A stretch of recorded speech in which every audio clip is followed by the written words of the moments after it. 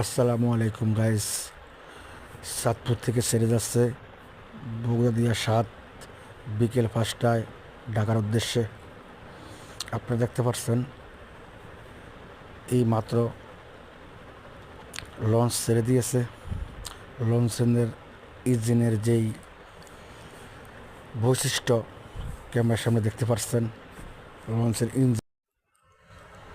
লঞ্চের ইঞ্জিন কীভাবে কাজ করে চলতেছে।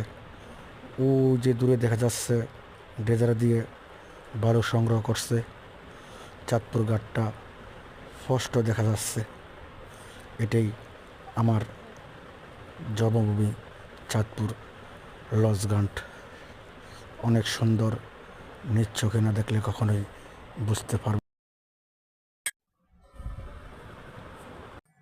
এই চাঁদপুর শহরে মিশে আছে আমাদের মাতৃভূমি। পদ্মার ইলিশ কতই না সুন্দর। বগুড়াদিয়া ৭ বিকেল ৫টায় ঢাকার উদ্দেশ্যে।